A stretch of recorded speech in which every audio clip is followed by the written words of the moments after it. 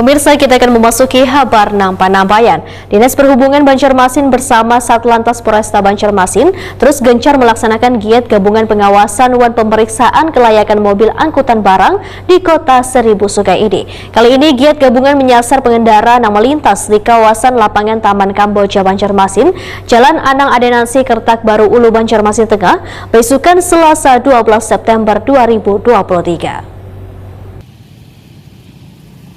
Dinas Perhubungan Banjarmasin bersama Satlantas Polresta Banjarmasin terus gencar melaksanakan giat gabungan pengawasan dan pemeriksaan kelaikan mobil angkutan barang di Kota Seribu Sungai ini. Kali ini giat gabungan menyasar pengendara yang melintas di kawasan lapangan Taman Kamboja Banjarmasin atau di Jalan Anang Adenansi, Kertak Baru Ulu Banjarmasin Tengah, besukan Selasa 12 September 2023.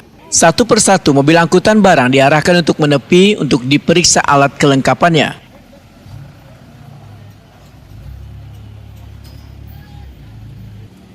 Dari hasil giat gabungan ini ternyata masih banyak didapati mobil angkutan barang yang memiliki kategori uji kendaraan bermotor atau KIR yang sudah mati, memasuki kategori overdimension dan overloading atau ODO, hingga kedapatan kadang memiliki kelengkapan surat menyurat.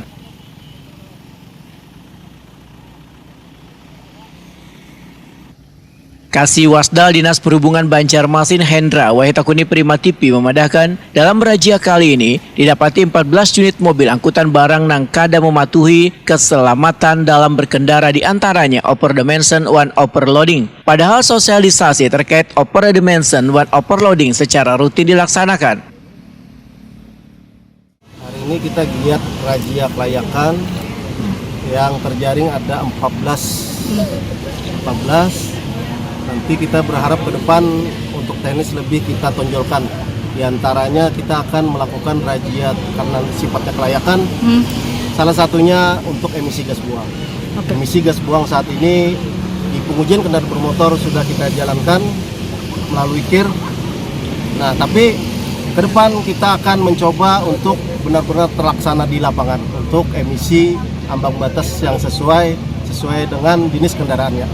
Untuk COHC premium Pertalite itu ada standar ambang batas. Smoke tester dextilate ada ambang batas. Lalu untuk solar itu 50%, lebih daripada 50% kadaluarsa. Jadi kita memiliki orang berkompeten sesuai dengan kualifikasi penguji.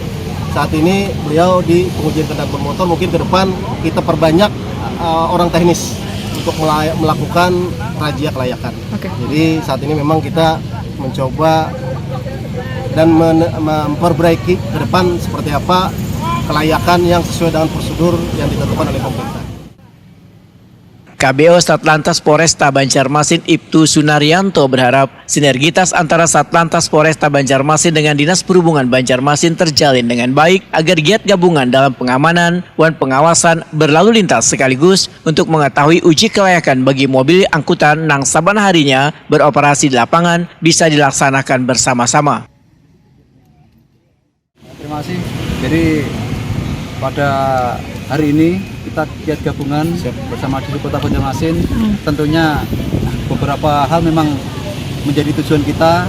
Yang pertama berkaitan dengan sosialisasi dan edukasi tentang Perwali nomor 8 2022. Itu memang jam operasional armada tentunya diatur itu semata-mata hanya untuk kenyamanan para pengguna jalan yang lain di saat jam sibuk.